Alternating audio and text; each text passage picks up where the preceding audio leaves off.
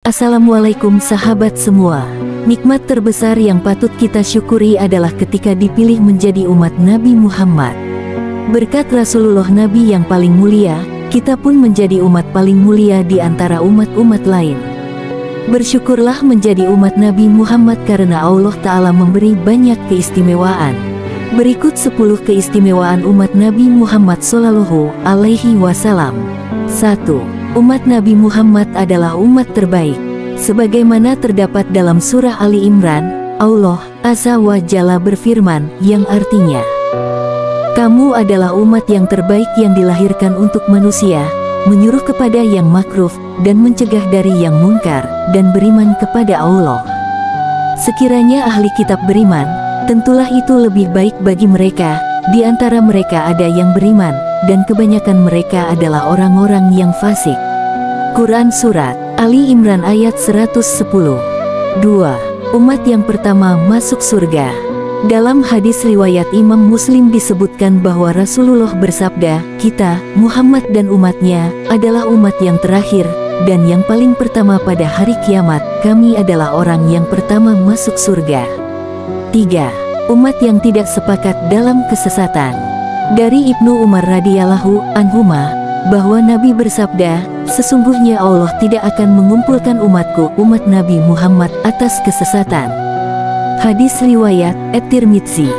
4. Allah memaafkan umat Nabi Muhammad dikala lupa. Dalam hadits riwayat Muslim disebutkan bahwa Rasulullah bersabda, "Sesungguhnya Allah memaafkan dari umatku apa yang terbersit di dalam hati, selama belum diucapkan maupun dilakukan." Kemudian di hadis lain, beliau bersabda, "Dimaafkan untuk umatku akibat tersalah, tak sengaja, terlupa, dan terpaksa." Hadis riwayat Al-Baihaqi. 5. Allah memberi umat Nabi Muhammad pahala 2 kali lipat.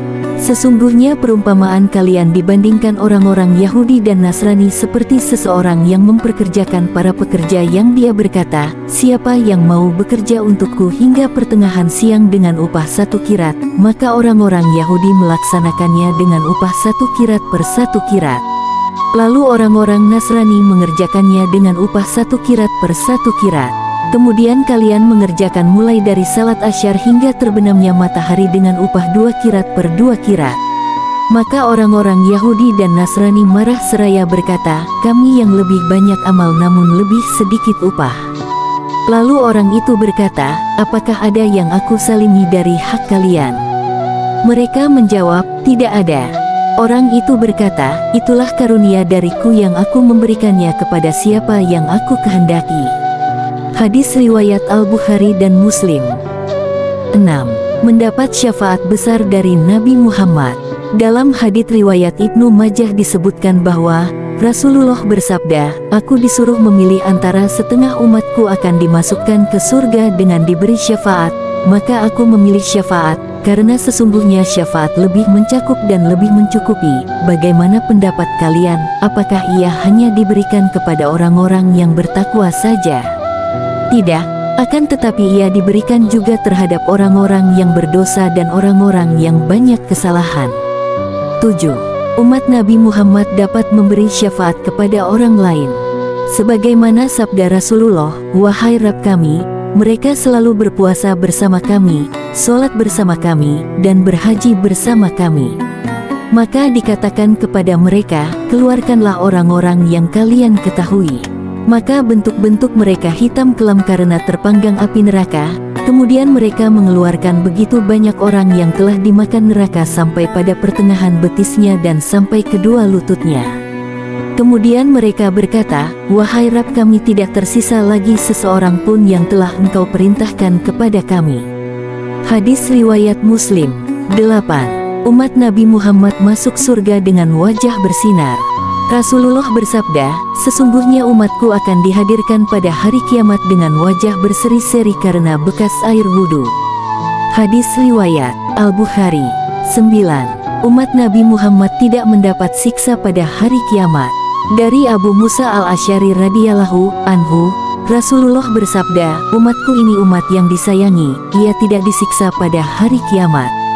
Siksaannya ada di dunia berupa fitnah, gempa, dan pembunuhan." Hadis riwayat Abu Dawud dan Al-Hakim. 10.